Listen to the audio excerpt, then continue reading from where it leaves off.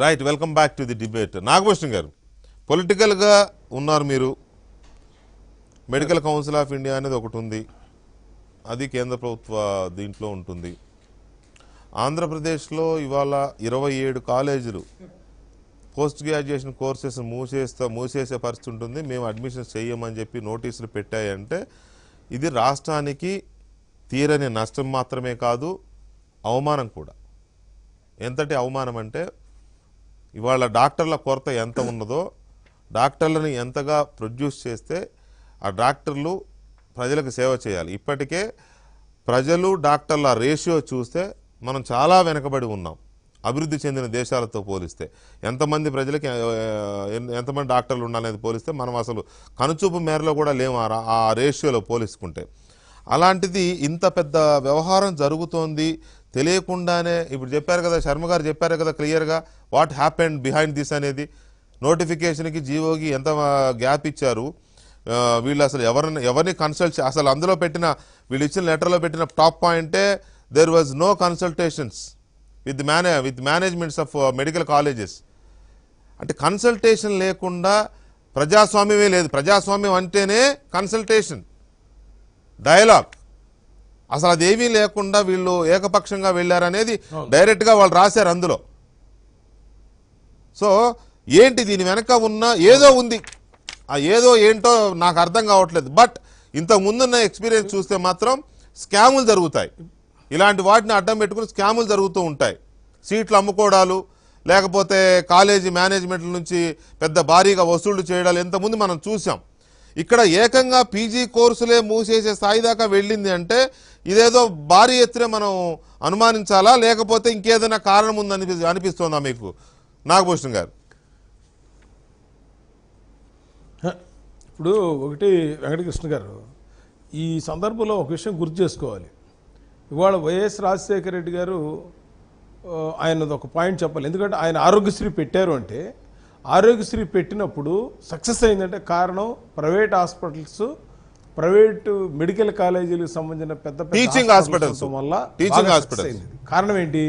అప్పటికి ఏమండి teaching hospitals అంటారు. హలో, ఆ రోజున అన్ని హాస్పిటల్స్ ఉండటం వల్ల ప్రతి ఒక్క పేషెంట్ కూడా దగ్గరలో ఉన్న హాస్పిటల్కి వెళ్ళి ట్రీట్మెంట్ చేసుకోగలిగాడు. దానికి గవర్నమెంట్ ఫీజు ఏదైతే వాడు ఛార్జ్ చేస్తారో ఆ ఛార్జీ రాష్ట్ర ప్రభుత్వం ఆ హాస్పిటల్స్ అవ్వచ్చు, మెడికల్ కాలేజీలకి పే చేసి ఆ విధంగా అవన్నీ కూడా ఆ టైంలో పుంజుకున్నాయి చెప్పాలంటే. అది ఒక నవనిర్మాణానికి ఒక ఫేస్. అది నన్ను అడిగితే నిజంగా చెప్పాలంటే ఆరోగ్యశ్రీ అంతకుముందు ఏ రాష్ట్రంలో ఎవరికి ఐడియా రాకపోయినా ఆయన ఇచ్చినటువంటి మంచి ఐడియాలో బెస్ట్ ఐడియాలో ఫ్రీ పవర్ ఎలాగో అది కూడా మంచిది. అది ఈ కాలేజీలు అనేది బేస్ అయింది.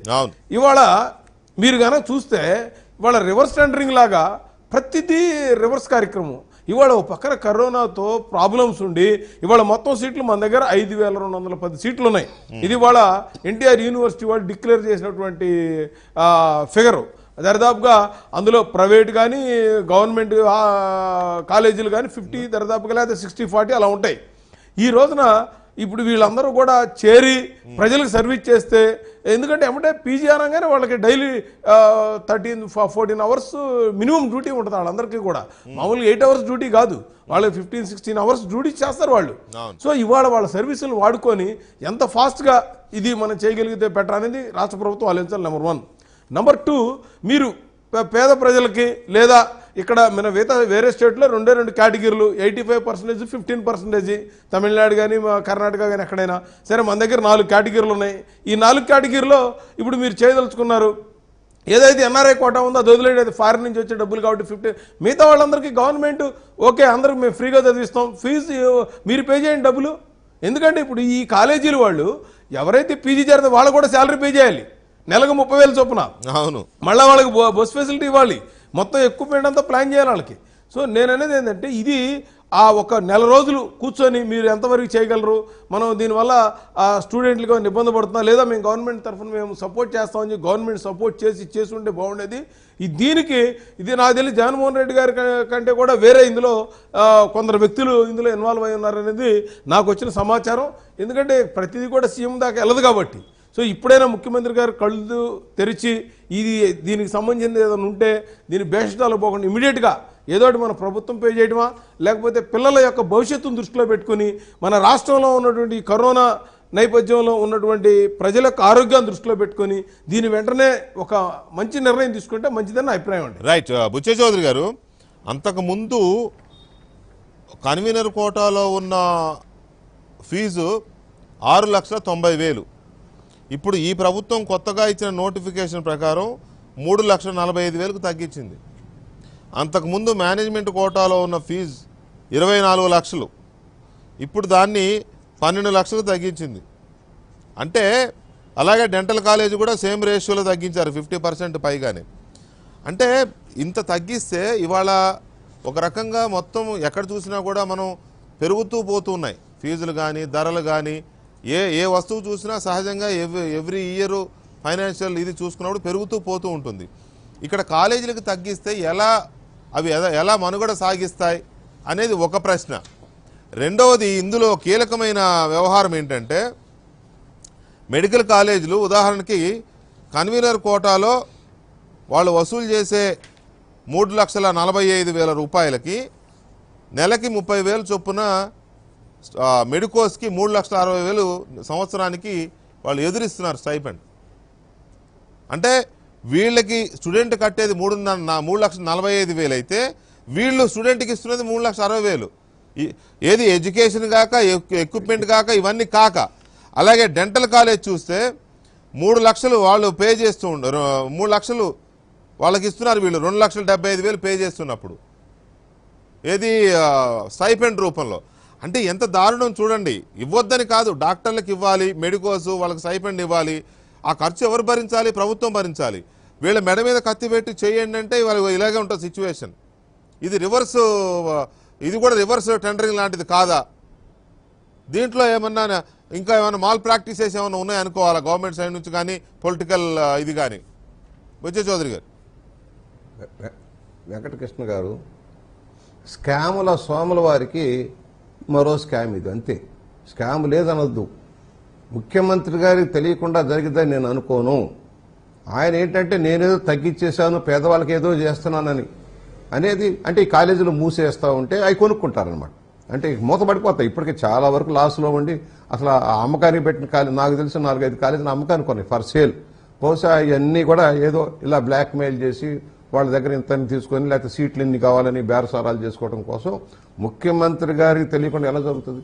జస్టిస్ ఈశ్వరయ్య గారు కూడా కరెక్ట్గా వెళ్ళారని నేను అనుకోను. అంటే ఎందుకంటే ఆల్రెడీ కోర్టులో ఉంది కదా, 24 లక్షల రూపాయలు పెట్టిన ఫీజుని 12 లక్షల రూపాయలు తీసుకొని బాండ్లు ఇవ్వండి, కోర్టు నిర్ణయం తర్వాత చూసుకుందామని చెప్పారు కదా. ఆల్రెడీ 12 లక్షల రూపాయలే పే చేస్తా ఉంది, 12 లక్షల రూపాయలు బాండ్ ఇచ్చారు.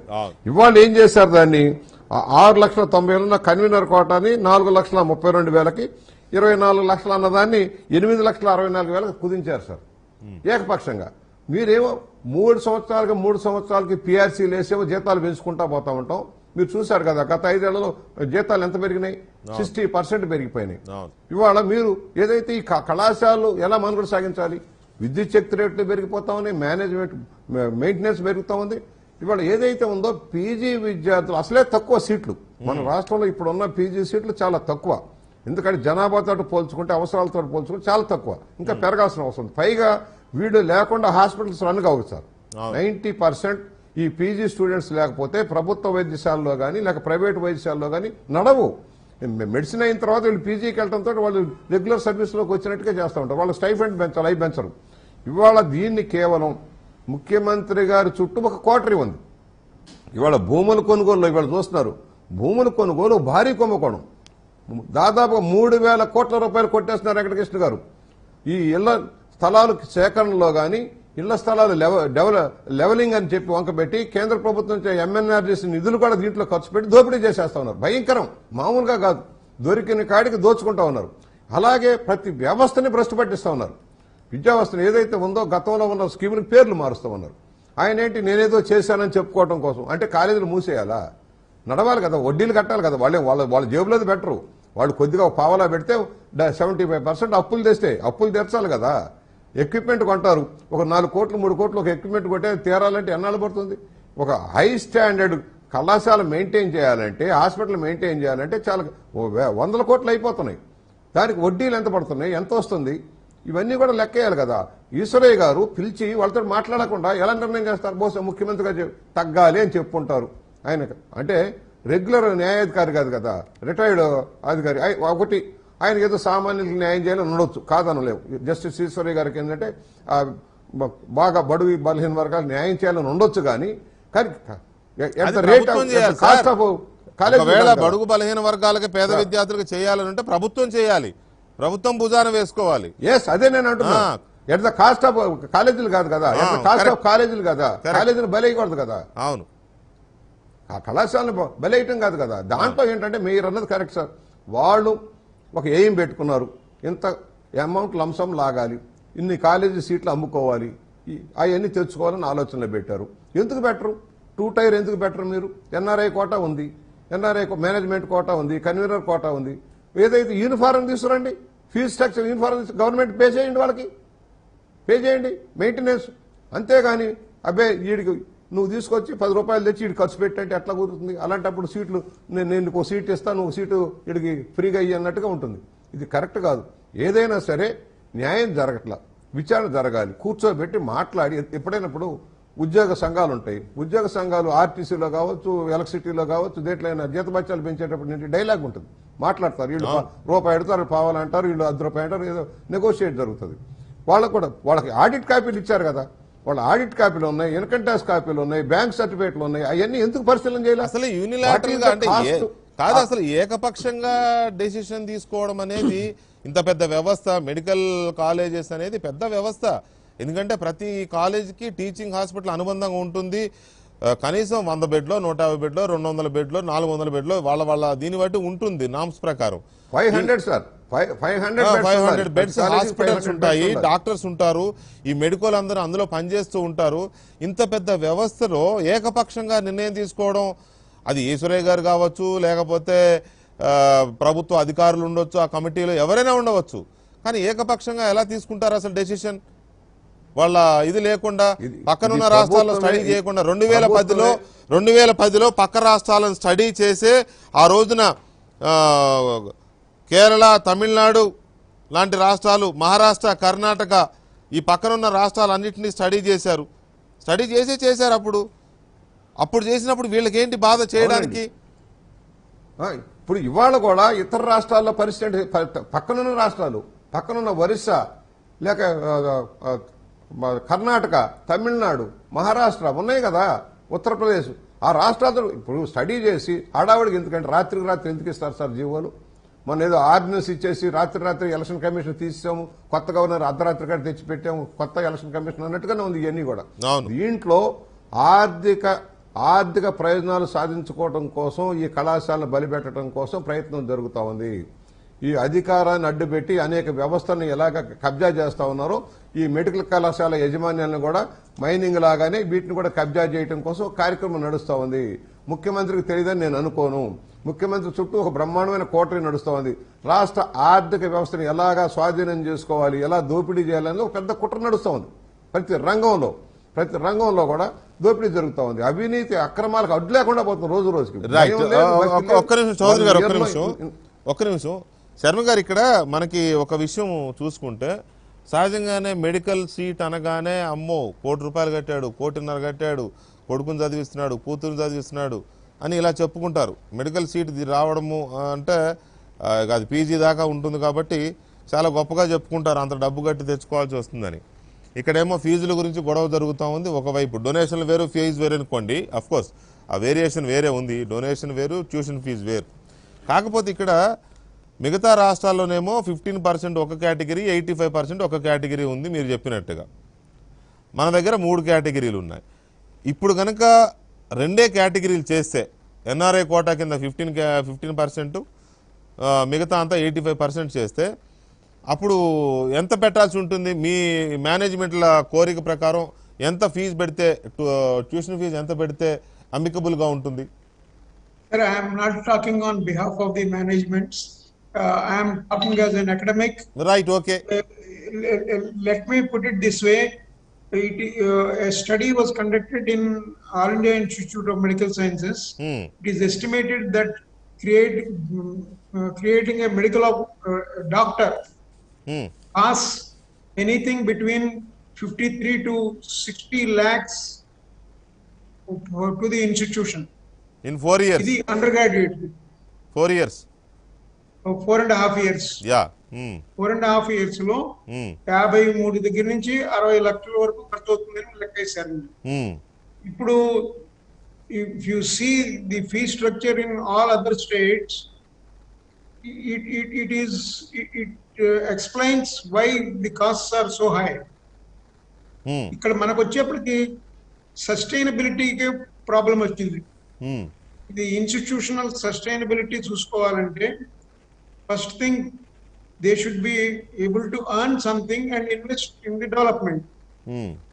ఇక్కడ మన డాక్యుమెంట్ వెరిఫికేషన్ లో కూడా జరిగింది ఏంటంటే నాకు తెలిసినంత వరకు lot of expenditures were not allowed. They were simply written disallowed. So the expenditure incurred by the institutions towards the equipment, maintenance of the hostels, maintenance of the transport. Now, ఒక చిన్న example చెప్తాను. మన medical officers ని, doctors ని, interns కానివ్వండి, doctors ని కానివ్వండి, peripheral hospitals కి తీసుకెళ్ళడానికి కానీ, పిహెచ్సికి, ఆర్హెచ్సికి తీసుకెళ్ళడానికి కానీ ఇన్స్టిట్యూషన్స్ వెహికల్స్ ఇస్తారు. ఈ వెహికల్స్ లో వాళ్ళు వెళ్ళి అక్కడ వాళ్ళ విలేజర్స్ ని ట్రీట్ చేసి తిరిగి వస్తారు. The commission in its rules or rather regulations made that the cost incurred on these vehicles, their procurement of these vehicles, maintenance of these vehicles is not allowed. How? మరి provision చేయకుండా వీళ్ళకి అలా డిజైల్ చేస్తే ఏ విధంగా అంటే ఆర్టీసీ బస్సుల్లో పంపించాలేమో. అది కూడా మళ్ళీ దానికి కూడా టికెట్ కట్టాలి కదా. టికెట్ అంటే పోనీ తక్కువ ఉంటుంది, పంపించాలేమో. కానీ మన మెడికోలు వెళ్ళరు కదా. మన మెడికోలు పీజీ అయిపోయిన తర్వాత 1 year రూరల్ ఏరియాస్ లో పనిచేయమంటేనే స్ట్రైకులు చేస్తారు. అలాంటిది బస్సులో వెళ్ళమంటే వెళ్తారా? వెళ్ళటం వెళ్ళకపోవడం ఉండేది. It is a matter of time factor. అవును, time factor, cost and comfort of the doctor. If I can't provide him basic immunities, how is he going to provide the services? Correct. And we want free services from them. Correct. Sharma గారు, ఇక్కడ ఇంకొక విషయం కూడా నాకు I want to know. Institutions యొక్క ఆర్థిక స్థితి ఎలా ఉంది as per your observation? Sir, present state of affairs is that we are paying 50% of the salaries to the staff for the past 2 months. Okay. And literally everywhere we are cutting the corners to save funds for future. If the college has to say that we are going to close the institution for a particular course, that is a serious issue, because no institution would like to close any course that is being run and run well for the betterment of the society. I can say close the course, post-graduation course, closing of post-graduation course is shameful on part of state government of Andhra Pradesh. What you say? Well, I think I only hope that situation will not come. Will not arise. Good sense will prevail and both the parties will sit together and negotiate and arrive at a amicable decision to run the courses. Obviously, court will intervene and solve the issue, like any other thing. Now, I am saying even without the court intervention, the parties should exercise restraint and negotiate with each other and arrive at a mutually amicable and sustainable fee structure which would benefit both the parties. Right. And one more thing in particular. One more thing, Dr. Sharma garu, what about teaching hospitals? What is the role of teaching hospitals in Andhra Pradesh right now? If you close these PG courses, what will be the future of teaching hospitals? I will be short of 140 doctors in a hospital with 1,000 beds. Yeah. These students, if these postgraduates who are the workforce of the hospital are not there, it will be impossible to run the OPDs and provide the surgeries, services to the inpatients and outreaching facilities to the public. Right one important question doctor Sharma, ఒకవేళ మన దగ్గర PG కోర్సులే ఆ issue arise అవ్వదనే అనుకుందాం, we hope. But in case ఒకవేళ మన దగ్గర post graduation course లేకపోతే మన దగ్గర గ్రాడ్యుయేషన్ చేసిన స్టూడెంట్స్ ఎవరైనా ఎక్కడికి వెళ్ళాలి పీజీ కోసం? వెళితే వాళ్ళకి ఈజీ అయినా సీట్ దొరకడం కానీ ఇవన్నీ నాన్ లోకల్ ఇష్యూస్ ఉంటాయి కదా? Very difficult to get seats outside because every state looks after its own students first. Yeah. And it is well accepted norm and approved by the governments. So if I go from here to, let us say, Karnataka or some other, I will be a third-rate citizen as far as admissions are concerned. I will be treated as the low priority. See, like what we are doing in our own state, our priority is to the local persons and those coming from certain zones. There's a second and third is to the people who are coming from the other states. Okay. So the same thing will happen to our students also who are going out. Right. 1 minute doctor Sharma, 1 minute. So Nagabhushan గారు, ఇంతసేపు నేను శర్మ గారిని అడిగింది ఎందుకనంటే situation ఎలా ఉండబోతోంది అనేది clarity రావడం కోసమే అడిగాను.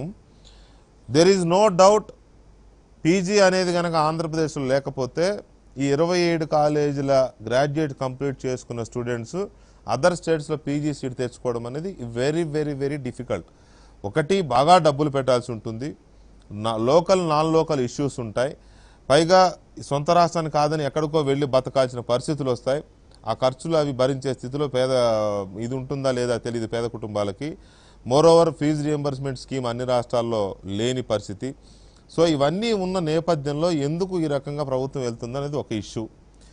అసలు టీచింగ్ హాస్పిటల్స్ అనే వీళ్ళే వర్క్ ఫోర్స్, ఈ 100 మంది పీజీ స్టూడెంట్స్ ఎవరైతే ఉన్నారో వీళ్ళే వర్క్ ఫోర్స్ వాటికి, ఆ హాస్పిటల్స్కి. కాబట్టి ఇంత కీలకమైన ఇష్యూలో ఇంత గుడ్డిగా, లేకపోతే కన్సల్టేషన్ లేకుండా, మరి మూర్ఖంగా అనాలా లేకపోతే ఏమో నాకు తెలియదు, కానీ ఇంత ఏకపక్షంగా ఎందుకు నిర్ణయం తీసుకుంది ప్రభుత్వం? దీని వెనక ఏముంది? దీని వెనకున్న హస్తం ఎవరిది? ఏం ఆశించి ఇదంతా చేశారు? ఇంత పెద్ద వ్యవస్థని ఎందుకు ఒక రకమైన బ్లాక్ మెయిలింగ్ ఎందుకు జరుగుతోంది?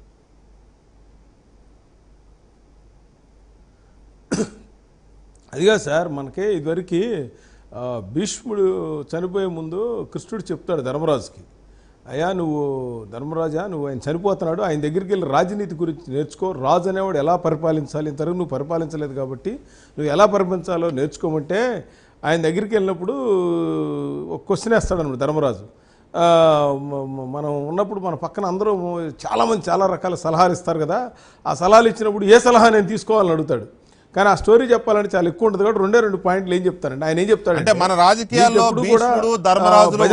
కొంతమంది ఉంటారు, కాదు మన రాజకీయాల్లో కాంటెంపరీ పాలిటిక్స్ లో ఏ పాత్రలు ఉన్నాయో మీకు తెలుసు. భీష్ముడు ధర్మరాజు ఎక్కడ ఉంటారు? అవునవును. అందుకే చివరికి ఏమవుతుందంటే ఆయన ఏం చెప్తాడంటే నువ్వు భజంత్రులు కాదు, నిన్ను విమర్శించేవాళ్ళు, నీకు నెగిటివ్గా చెప్పేవాళ్ళు కూడా నీ పక్కన పెట్టుకున్నప్పుడు నువ్వు అది వినగలిగే కెపాసిటీ ఉంటే నువ్వు రాజుగా సక్సెస్ అవుతావు, లేకపోతే రావణాసురుడిలాగా నీ జీవితం పరిసమాప్తం అని చెప్పి ధర్మరాజు చెప్తాడు. సరే, ఇప్పుడు కమ్ టు ద పాయింట్ ఏంటంటే సార్, ఇందులో ఇందులో ప్రమాదకరమైన విషయం ఒకటి ఉంది. ఇవాళ ప్రభుత్వ పిల్లలకు అన్యాయం ఏ విధంగా చేస్తుందంటే, సపోజు 25 లక్షలు దాన్ని 12 లక్షలు చేశారు. పక్క స్టేట్లో కర్ణాటకలో 25 లక్షలు ఉంది. ఇప్పుడు ఈ కోరుకునే వాళ్ళందరూ నేషనల్ దాంట్లో కానీ లేదా 15% మన ఎన్ఆర్ఐ కోటాలో కానీ వాళ్ళు ఇక్కడ తక్కువ ఫీజు అయితే ఇక్కడికి వచ్చి వాళ్ళు ఇక్కడ సెలెక్ట్ చేసుకుంటారు. మన ఆంధ్ర రాష్ట్రంలో ఉన్న వాళ్ళు పక్క స్టేట్లకు వెళ్ళాలి. అక్కడికి వెళ్ళేటప్పటికి అక్కడ సీట్లు ఉండవు. నెంబర్ 1. నెంబర్ 2, ఏదైతే మీరు 12 లక్షలు పెట్టారో మీరు అక్కడ ఉన్న వాళ్ళకి 25 లక్షలు ఉండదు. సో వాళ్ళు ఏం చేస్తారంటే అక్కడ వచ్చినా కూడా అక్కడ కోరుకోకుండా మనకంటే బెస్ట్ మెరిట్ ఉన్న వాళ్ళు ఇక్కడ కోరుకొని ఇక్కడ జాయిన్ అయిపోతారు. ఇక్కడ మన పిల్లలందరూ కూడా అన్యాయం అయిపోతారు. దీనికి సొల్యూషన్ ఏం చేయాలంటే ప్రభుత్వం ఇలా చేసినప్పుడు ఏమవుతుందంటే ఇప్పుడు మార్కెట్లో కనుక ఎక్కడ కూరగాయలు ఎక్కడ బియ్యం తక్కువ ఉంటే అక్కడికి వెళ్ళి వ్యాపారస్తుడు తక్కువగా కొనడానికి ప్రయత్నం చేస్తాడు. సేమ్ ఇది కూడా ఆ స్టూడెంట్ వాళ్ళను ఇంటర్నెట్లో ఎక్కడే కాలేజీలు ఏ ఫీజులు ఉండో చూసి ఇక్కడ వచ్చి జాయిన్ అయితే ఇక్కడ లోకల్ వాళ్ళు ఇబ్బంది పడతారు. సో ఇప్పుడు నేను చెప్పేది ఏంటంటే ఇప్పుడు ఏం చేయాలంటే ఫీజులకి ఏవైతే ఉన్నాయో వాటిని అలాగే ఉంది. ఫీజు రియంబర్స్మెంట్ అనేది గవర్నమెంట్ ఇవ్వగలిగితే అప్పుడు వేరే స్టేట్ వాళ్ళు రాళ్ళు మన స్టూడెంట్కి అన్యాయం జరగదు. రైట్. లేనట్లయితే ఇది మీరు మన ఫీజు రియంబర్స్మెంట్ కనుక ఫీజు హైయెస్ట్లో ఉండి గవర్నమెంట్ సపోర్ట్ చేస్తేనే ఇది జరిగింది. లేకపోతే మీరు ఇక్కడ సపోజ్ అలా మీరు మాకు స్టేట్లో ఏమీ ఫీజు లేదన్నాం అనుకోండి, రేపు ఏమవుతుందండి మిగతా స్టేట్లో అందరూ వచ్చి మన దగ్గర సీట్లు తీసుకుంటారు. ఇక మన వాళ్ళకి ఎవరికి రావు. ఎందుకంటే మెరిట్లో ఇండియా మొత్తం మీద మనం 28 స్టేట్లో నుంచి వచ్చి ఇక్కడ మెరిట్లో వచ్చే వాళ్ళందరూ కూడా టాప్ అందరూ ఇక్కడికి వచ్చి కూర్చుంటారు. ₹1 కట్టే పని లేదు అనుకుని. సో ఇదేంటంటే కొంచెం టెక్నికల్గా రాష్ట్ర ప్రభుత్వం పిల్లల భవిష్యత్తును దృష్టిలో పెట్టుకుని ఎమ్మటే దీనికి రెమెడీ ఆలోచించాలి. 2 కరోనా పేషెంట్స్ ఉన్నారు, వీళ్ళకి ఎమ్మటే ట్రీట్మెంట్లు అవసరం. ఎందుకంటే ఈ 3 సంవత్సరాలు అయిపోయిన బ్యాచ్ వెళ్ళిపోతారు. ఒక 4,000 మంది ఆ పీజీ బయటకు వెళ్ళిపోతారు. ఇప్పుడు అది మళ్ళీ ఖాళీ అవ్వగానే వీళ్ళు కొత్త వాళ్ళు జాయిన్ అయితేనే ఆ ఫాలో అప్ ఉంటుంది అన్నమాట. ఈ అంశం మీద అదొకటి. ఈ అంశం మీద మనతో మాట్లాడ 3వ పాయింట్ లాస్ట్ నేను చెప్పేది అంటే విద్యార్థుల యొక్క టైం కిల్ కాకుండా సేవ్ చేయాలని కోరుతా ఉన్నా. రైట్. ఈ అంశం మీద మనతో మాట్లాడడానికి ప్రముఖ వైద్యులు, మెడికల్ కౌన్సిల్ ఆఫ్ ఇండియా మెంబర్గా కూడా పనిచేసిన డాక్టర్ సిఎల్ వెంకట్రావు గారు మనతో లైవ్లోకి వచ్చారు. డాక్టర్ వెంకట్రావు గారు, good evening. Good evening. Yes doctor Venkatrao గారు, ఈ మెడికల్ కాలేజెస్కి, డెంటల్ కాలేజెస్కి ఉన్న ఫీజుల్ని తగ్గించడం, దట్టు ఏకపక్షంగా కన్సల్టేషన్ లేకుండా, డాక్టర్ శర్మ ఉన్నారు రాజమండ్రి జేఎల్ఎస్వి కాలేజ్ డీన్, వారు చెప్తున్న దాని ప్రకారం ఏంటంటే there was no consultation with the managements of medical colleges and dental colleges.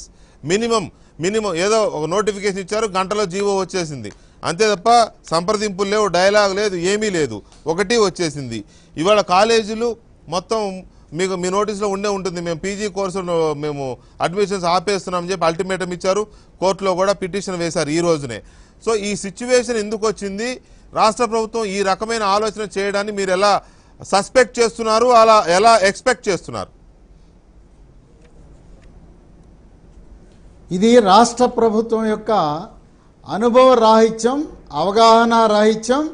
ఒక్క మాటలో చెప్పాలంటే ఆ యొక్క మేనేజ్మెంట్లు వాళ్ళకి ప్రభుత్వం పెద్దలు ఎవరైతే ఉన్నారో వాళ్ళకి చెల్లించాల్సిన ముడుపులు చెల్లించకపోవటం వల్ల ఇవన్నీ చేశారు.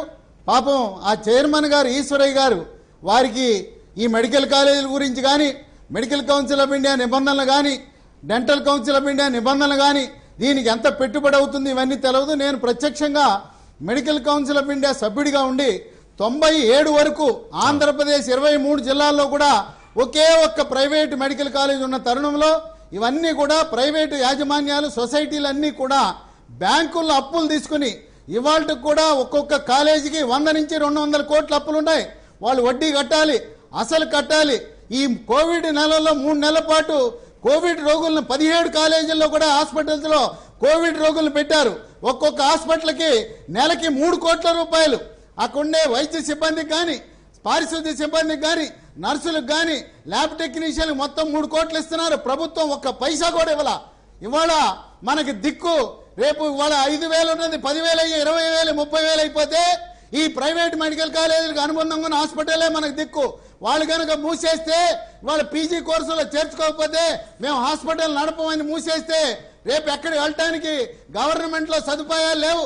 మనం అందరం కూడా మన శవాలు గుట్టలు పడే పరిస్థితి ఉంది.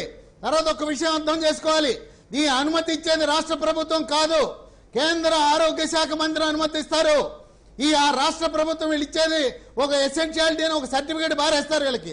అలాగే యూనివర్సిటీ అఫిలియేషన్ సర్టిఫికేట్ ఇస్తుంది. కానీ ఇవన్నీ కూడా ఫీజులు అనేది సుప్రీంకోర్టు నిర్ణయించింది, సుప్రీంకోర్టు ధర్మాసనం నిర్ణయించిన ప్రకారం చేయాలి. దీనికి అనుమతి ఇచ్చేది కేంద్ర ప్రభుత్వం. ఈ వివాదంలో కేంద్ర ప్రభుత్వం జోక్యం చేసుకుంటుంది. మెడికల్ కౌన్సిల్ ఆఫ్ ఇండియాని రద్దు చేసి ఇప్పుడు నేషనల్ మెడికల్ కమిషన్ అని పెట్టారు. నేషనల్ కమిషన్ రంగంలో దిగుతుంది. ఇప్పటికే సుప్రీంకోర్టులో ఈ కేసు ఉంది. 2017లో ఫీజుల గురించి సుప్రీంకోర్టులో కేసు ఉంది, ఇంకా అది తీర్పు రాలేదు. వాళ్ళు ఇచ్చిన తీర్పు ఏంటంటే 2017లో ఏదైతే రాష్ట్ర ప్రభుత్వం ఫీజులు నిర్ణయించారో 50% కట్టండి విద్యార్థులకు చెప్పారు. అలాగే రాష్ట్ర ప్రభుత్వం రేపు హైకోర్టు కూడా సమాధానం చెప్పాలి. హైకోర్టు సుప్రీంకోర్టులో మమ్మల్ని కేంద్ర ఆరోగ్య శాఖ మంత్రిత్వ శాఖని అలాగే నేషనల్ మెడికల్ కౌన్సిల్ పార్టీగా ఉన్నప్పుడు అప్పుడు చెప్తాము, వీళ్ళేదో బెదిరిస్తున్నారు, ఈ రాష్ట్ర ప్రభుత్వానికి ఈ కాలేజీల మీద ఏ రకమైన ఆధిపత్యం చేయడానికి అధికారం లేదు, బెదిరించడానికి హక్కు లేదు. ఒక్క మాటలో చెప్పాలంటే రైతులు నీరు లేనప్పుడు పంట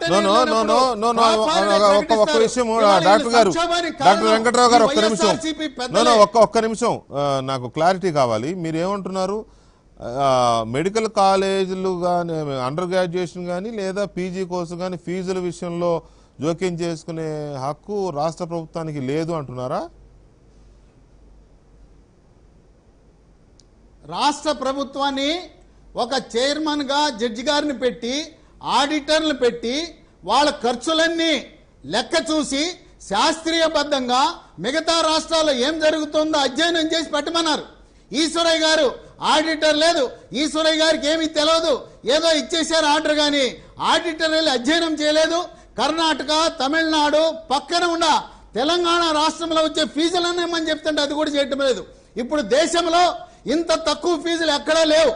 ఇవాళ వీళ్ళు పెట్టిన ఫీజు కనీసం 10 నెలల స్టైపెండ్ కూడా రాదు. వాళ్ళ టీచింగ్ సిబ్బందికి వాళ్ళకి శాలరీస్ కాకుండా ఆ స్టైపెండ్ కూడా ఇవ్వడానికి దిక్కులేని పరిస్థితి ఉంది. కనుక ఈ కాలేజీలు వైబిలిటీ ఉండదు. ఇంకొక విషయం, ఎంబీబీఎస్ సీట్లు 2200 సీట్లు, డెంటల్ సీట్లు 14 ఉన్నాయి. ఈ కాలేజీలు మూసేస్తే ఎంబీబీఎస్ సీట్లు పోతాయి, డెంటల్ సీట్లు కూడా పోతాయి. ప్రధానమంత్రి మోడీ గారు దేశంలో ఎంబీబీఎస్, ఎండిఎస్, బీడీఎస్ సీట్లు పెంచాలనే తరుణంలో ఈ రాష్ట్ర ప్రభుత్వం తీసుకున్న నిర్ణయం తిరోగమన నిర్ణయం కనుక కేంద్రం జోక్యం చేసుకుంటుంది. మేము ఇప్పటికే డాక్టర్ హర్షవర్ధన్ గారికి తెలియజేశాం, భారతీయ జనతా పార్టీ జాతీయ స్థాయిలో తెలియపరిచాం.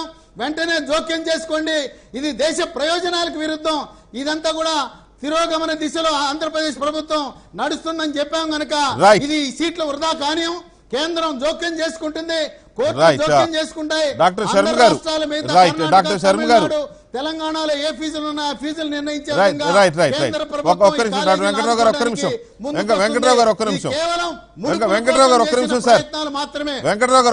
సార్. డాక్టర్ శర్మ గారు, ఫైనల్ గా మీ కంక్లూజన్ రిమార్క్స్ ఏంటి? దీనికి ఎక్కడ ముగింపు ఉంటుంది? ఏ రకమైన ప్రపోజల్స్ అయితే మేనేజ్మెంట్లు కన్విన్స్ అయ్యే అవకాశం ఉంది? ఒకటి 3-tier సిస్టమ్ తీయాలనేది ఒక ప్రపోజల్, ప్రభుత్వం ఒప్పుకుంటుందో ఒప్పుకోదో తెలియదు. రెండవది తగ్గించిన ఫీజుల్ని మళ్ళీ యథాతథ స్థితికి తీసుకురావాలా లేదా ఇంతకు ముందు ఉన్నదానికంటే పెంచాలా? శర్మ గారు. The first thing, people should not get rigid on their stands. Okay. Both the parties, both private medical colleges and the government, right, they should sit together, review and ensure that the private medical colleges sustain with the fee that is being proposed by the government. Whether they increase the fee structure or not,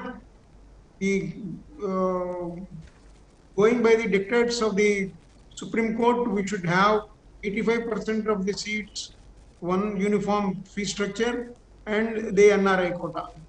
Right. That is one solution. Right. If the government is in problems with the finance, they can sit with the managements, discuss, see how they can compensate the reduced fee structure by either giving stipend by the government or an alternate provision to be made to the managements to collect that money has to be seen. Right. There is no scope for closing the institutions just because we are not in agreement with the fee structure and the government is taking a well strong said stand well on said doctor Sharma గారు well said. ఇది ఇద్దరు కలిసి కూర్చుని చర్చలు జరిపితే ఈజీగా ఇదే అవకాశం ఉందని మీరు ఏదైతే ఒక హోప్ వ్యక్తం చేశారో నిజంగా కూడా డెమోక్రటిక్ డైలాగ్ జరిగితే డెఫినెట్గా ఉంటుంది. కాకపోతే అవతల వైపు నుంచి ఎలా ఉన్నారో ఏంటో తెలియదు ఒకటి. రెండోది మీరు చెప్పారు ఫీ స్ట్రక్చర్ అనే దాన్ని సుప్రీంకోర్టు గైడ్లైన్స్ ఉన్నాయి, అది ఫాలో అవ్వచ్చు. లేదా ఇప్పుడు ఏదైతే స్టైపెండ్ చెల్లిస్తున్నారో మీరు ఒక్కొక్కరికి 30,000 చొప్పున సుమారుగా, ఆ 30,000 ఒకవేళ గవర్నమెంట్ చెల్లించలేకైతే ఈ ఫీజు కొంతవరకు కంపెన్సేట్ అవుతుంది అనేది ఒక రకమైన సూచన, మంచి సూచనే. But government has to think about this is very much serious issue and it's a prestigious issue. అలాగే సొసైటీకి అవసరమైన డాక్టర్స్ని మనం ఇంకా ఎక్కువ తయారు చేసుకోవాల్సిన ఈ దశలో ఉన్న వాటినే మనం క్లోజ్ చేసుకుంటూ పోతే అది స్టేట్కి చాలా రాంగ్ సిగ్నల్స్ ఇవ్వడమే కాదు, ఒక రకంగా అవమానకరం కూడా. ఉన్న కాలేజీలు 27 కాలేజీల్లో పీజీ కోర్సులు ఆగిపోయినాయి అని అంటే ప్రభుత్వానికి తలవంపులు, చెడ్డ పేరు కూడా. కాబట్టి అలాగే ఇన్స్టిట్యూట్లు ఎలా ఉంటాయో వాటి భవిష్యత్తు ఏంటో కూడా తెలియదు. సో ప్రభుత్వం ఈ రకమైన చర్యలు తీసుకుంటుందనేది ఆశిస్తూ డాక్టర్ శర్మ గారు, నాగభూషణ్ గారు, బుచ్చే చౌదరి గారు థ్యాంక్ యూ వెరీ మచ్ మాతో డిబేట్లో పాల్గొన్నందుకు. ఇక కరోనాకు సంబంధించి చాలా సీరియస్ ఇష్యూస్ తెర మీదకి వస్తున్నాయి, భయంకరమైన పరిస్థితులకు వెళుతున్నాం. గతంలో 3 నెలల క్రితం నేను చెప్పిందే ఆ తర్వాత జరిగింది. ఆంధ్రప్రదేశ్లో ఏదైతే స్థానిక సంస్థల ఎన్నికలని కరోనా ఉంది కాబట్టి వాయిదా వేస్తున్నానని ఆనాటి ఎన్నికల కమిషనర్ రమేష్ కుమార్, అఫ్కోర్స్ ఈనాటి కమిషనర్ కూడా ఆయన యాజ్ పర్ కోర్ట్, కాకపోతే అదేదో ఇష్యూ ఉంది కాబట్టి అప్పుడు సీట్లో ఉన్న రమేష్ కుమార్ గారు వాయిదా వేయడానికి 10 రోజుల ముందే చెప్పాను, ప్రభుత్వాలు చెబుతున్నది అవాస్తవం, ఆ జోన్ లేదు ఈ జోన్ లేదు, వీఆర్ ఇన్ డేంజర్ జోన్ అని నేను చాలా క్లియర్గా కేటగారికల్గా గ్రౌండ్ జీరో రిపోర్ట్తో గ్రాఫిక్స్తో ఫిగర్స్తో సహా చెప్పాను. కానీ ప్రజలు లైట్ తీసుకున్నారు, అలాగే ప్రభుత్వాలు లైట్ తీసుకున్నాయని అనలేము. కానీ తప్పని పరిస్థితితో, లేకపోతే ఎంతకాలమైనా ఇలాగే ఉంటుందిలే తప్పదు, ఉన్నోడు ఉంటాడు పోయేవాడు పోతాడు అనుకున్నారో, లేకపోతే కొన్ని సూపర్స్టిషన్స్ ఉన్నాయి మన దగ్గర, మనకు ఆ దేవుడు ఉన్నాడు ఈ దేవుడు ఉన్నాడు, లేదా మన వాతావరణంలో వేడి ఎక్కువ ఉంది, లేకపోతే మన వాళ్ళలో రోగ నిరోధక శక్తి ఇమ్యూనిటీ ఎక్కువ ఉంది కాబట్టి కరోనా వచ్చినా ఏమీ చేయలేదు, ఏదో ముసలి వాళ్ళకి ముతక వాళ్ళకి లేకపోతే ఆల్రెడీ డిసీజెస్ ఉన్న వాళ్ళకి వస్తే వాళ్ళు పోతారు, మన యూత్కి ఏం కాదు మనకేం కాదు, ఇలా చల్లటి కబుర్లు చెప్పుకుంటూ వచ్చారు. ఇవాళ సిచ్యువేషన్ చూస్తే we are in very much danger zone, భయంకరమైన డేంజర్ జోన్లో ఉన్నాము. అన్ని సెక్షన్ల నుంచి కూడా చనిపోతున్నారు. ఏజ్తో సంబంధం లేదు, ఆఫీస్తో సంబంధం లేదు, వాళ్ళకున్న ఆస్తులతో సంబంధం లేదు, వాళ్ళకున్న ఎస్టేట్స్తో సంబంధం లేదు, క్యాస్ట్తో సంబంధం లేదు, రిలీజియస్తో సంబంధం లేదు, అర్బన్ లేదు, రూరల్ లేదు, అందరూ పోతున్నారు. చివరికి మనం కరోనా వారియర్స్గా చెబుతున్న డాక్టర్లు, పోలీసులు, శానిటేషన్ సిబ్బంది, మై జర్నలిస్ట్ బ్రదర్స్ అందరిలోనూ మరణాలు సంభవిస్తున్నాయి. ఇవాళ పొజిషన్ చూస్తే ఎలా ఉంది అని అంటే ఏ రకంగా కూడా గుండె మీద చేసుకుని కరోనా రాదు మనకని చెప్పే మనిషి ఒక్కడు కూడా లేదు. ఏదో ఒకరోజు ఏదో ప్రతి ఇంట్లోని ఇది తప్పేలా లేదు. ఉదాహరణకి నిన్న 14 మంది చనిపోయారు హైదరాబాద్లో, 14 మంది ఒక్కరోజు. ఇంకా ఏమున్నాయో తెలియదు. కొంతమంది ఆఫీసర్లు చెప్తున్నారు, సార్ మీకు వచ్చేది ఒరిజినల్ ఫిగర్ కొంతే, కానీ తెలియకుండా చనిపోయేవాళ్ళు, లేకపోతే చనిపోయినా కూడా వేరే రోగాలు ఉన్నాయనే కారణాలు చెప్పేవి చాలా ఉన్నాయి అని కొంతమంది మాట్లాడుతున్నారు. ఆంధ్రప్రదేశ్లో మా దగ్గర రాదు 4 వారాల దాకా మన దగ్గర కరోనా రాదు అని స్వయంగా చీఫ్ సెక్రటరీ లెటర్ రాసిన సందర్భాలు ఉన్నాయి ఆంధ్రప్రదేశ్లో. ఇవాళ పరిస్థితి ఎంత భయానకంగా ఉంది అని అంటే జోన్ల మీద జోన్లు ప్రకటించుకుంటూ వెళ్ళిపోతున్నారు. ఇంత ప్రకటిస్తూ కూడా ఒకవైపు లిక్కర్ ఓపెన్ చేశారు, మెల్లమెల్లగా అన్నీ ఓపెన్ అయిపోయినాయి. ఇవాళ గుళ్ళు, గోపురాలు, చర్చిలు, మసీదులు, హోటళ్ళు, రెస్టారెంట్లు అన్నీ ఓపెన్ అయిపోయినాయి. ఇంకా కరోనా ఎక్కడికి వెళ్ళాలి? ఇంతకాలం రోడ్డు ఖాళీగా ఉంది కాబట్టి రోడ్డు మీద తిరిగింది, లేదు ఊర్లు ఖాళీగా ఉన్నాయి కాబట్టి ఊర్ల మీద తిరిగింది. ఇప్పుడు ఎక్కడికి వెళ్ళాలి? అది మొత్తం జనారణ్యం వచ్చేసింది కాబట్టి జనంలోకి వస్తుంది అది. So we are in danger zone. ఒక్కసారి ఆ డేటా చెబితే ఆంధ్రప్రదేశ్లో కరోనా కేసులు ఇవాళ 154 కేసులు. ఈ ఒక్కరోజు ఇవాళ టుడే మొత్తం 3,843 కేసులు. ఏది అధికారికం మనకు తెలియదు, అనధికారికం ఎన్ని ఉన్నాయో. యాక్టివ్ కేసులు 1,381, కోలుకున్న వాళ్ళు 2,387, మరణాలు 75. కొన్ని ఇప్పటికే మనం చూసాం. ఆయన ఆ చావుతో చావలేదు, ఈయన ఈ చావుతో చావలేదని చెప్పిన కహానీలు చాలా విన్నాం మనం. అలాగే తెలంగాణ కరోనా కేసులు, నిన్నటి కేసులు 154, మొత్తం కేసులు 3650. నిన్న ఒక్కరోజు 14 మంది మృతి, మొత్తం మరణాలు 137, యాక్టివ్ కేసులు 1771, కోలుకున్నది 1742. ఇక్కడ గాంధీ ఆసుపత్రి సూపర్ సర్వీస్ చేస్తుంది, ఇంకా డాక్టర్లు బాగా సర్వీస్ చేస్తున్నారు, పోలీస్ సర్వీస్ చేస్తున్నారు, డాక్టర్లే గొడవ చేస్తున్నారు, మాకే వస్తుంది, మాకు ఆల్రెడీ సిమ్టమ్స్ ఉన్నా కూడా మమ్మల్ని పనిచేయమని అంటున్నారని చెప్పి డాక్టర్లు కోర్టుకు వెళ్తున్నారు. ఇది తెలంగాణ పరిస్థితి. ఇక దేశవ్యాప్తంగా ఎంత భయంకరం అంటే ఇవాళ Delhi CM Arvind Kejriwal, young CM అనుకున్నాం, ప్రోగ్రెసివ్ సీఎం అనుకున్నాం, ఆయన ఇంట్లో కూర్చున్నాడు. ఇంట్లో సెల్ఫ్ క్వారంటైన్లోకి వెళ్ళాడు ఆయన. ఎందుకంటే నాకు ఆ సిమ్టమ్ కనపడుతుంది, నాకు థ్రోట్ మంటగా ఉంది, లేకపోతే బాడీ పెయిన్స్ ఉన్నాయి, ఫీవరిష్గా ఉంది, కాబట్టి నేను సెల్ఫ్ క్వారంటైన్లోకి వెళ్ళిపోతున్నాను, అజ్ఞాతంలోకి వెళ్ళిపోయాడు ఆయన. ఏదో చెప్తారు ఆయన ఆస్తమా ఉంది అందుకని ముందు జాగ్రత్త అని. ముందు జాగ్రత్త లేకపోతే ఏంటో సీక్రెట్గా ఉంచారో మనకు తెలియదు. సో ఇష్యూ ఒక ముఖ్యమంత్రి ఢిల్లీ రాజధాని దేశ రాజధాని ముఖ్యమంత్రి వెళ్ళాడు. దేశవ్యాప్తంగా కరోనా కేసులు గత 24 గంటల్లో 9,983, అంటే సుమారు 10,000. నిన్న 11,000. నిన్న మొత్తం కేసులు 2,56,611.